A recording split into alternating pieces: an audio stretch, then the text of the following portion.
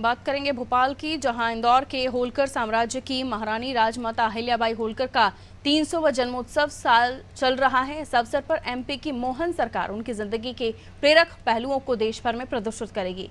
CM doctor Mohan Yadav ने बताया कि देश में जब मुगलों की सत्ता थी और देवालयों पर आक्रमण हो रहे थे, तब राजमाता अहिल्याबाई होलकर ने अपनी इच्छा शक्ति से रामेश्वरम, उड़ीसा और जगन्नाथपुरी, उज्जैन, बनारस समेत पूरे देश की संस्कृति का संरक्षण किया था और गौरव की ध्वजा थामते हुए सभी देवालयों को सनातन संस्कृति के लिए सहेजा। उन्होंने जनजातियों समेत सभी वर्गों के लिए लोक कल्याण की कामना की, इसलिए अहिल्याबाई को जीते जी लोक माता का दर्जा दिया गया। सीएम के मुताबिक उनकी 300वीं जयंती के अवसर पर मध्य प्रदेश सरकार पूरे साल कई कार्यक्रम करेगी, जो लोक माता अहिल्याबाई के उद्धार ध्येय को सबके सामने लाएंगे। राजमाता अहिल्याबाई बहनों के लिए न केवल नारी सशक्तिकरण बल्कि सुशासन का बेहतर उदाहरण पेश करती हैं। आपको बता दें, सीएम ने एक समिति गठित की जो अहिल्याबाई होलकर की जिंदगी के कई पक्षों को समाज के सामने लाने का काम करेगी, ताकि उनके प्रेरक पहलू से देश की जनता प्रेरित हो सके।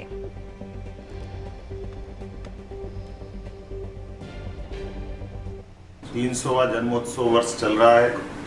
एक ऐसी महारानी जिसने पूरे देश के अंदर मुगलों की सत्ता में एक तरफ जहां हमारे देवालयों पर आक्रमण हो रहा था, उसके उलट उनने अपनी इच्छा शक्ति से रामेश्वरम, उड़ीसा, जगन्नाथपुरी, उज्जैन, बनारस सहित पूरे देश के सांस्कृतिक गौरव की ध्वजा थामते हुए सभी देवालयों को सनातन संस्कृति के लिए पूजा, अन्न क्षेत्र, स्नान के लिए घाट, सभी जनजातियों सहित सभी वर्ग के लिए लोक कल्याण की कामना करते हुए जीते जी जिन्होंने लोक माता का दर्जा हासिल किया, हम सबका सौभाग्य है। उनकी 300वीं जयंती के अवसर पर मध्य प्रदेश सरकार उनके निमित्त पूरे वर्ष विभिन्न कार्यक्रम करने वाली है।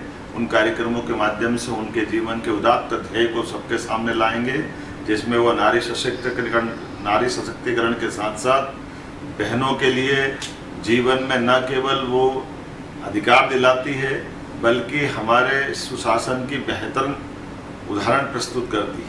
मेरी अपनी ओर से ऐसी लोक कल्याणकारी राजमाता के शासनकाल के स्मरण ये जो समिति बनाई गई है, ये समिति जीवन के उनके विभिन्न पक्षों को समाज के सामने लाने में समर्थ होगी। ये अपेक्षा के साथ आइए लोक माता के कामों को जनता के बीच उजागर करें।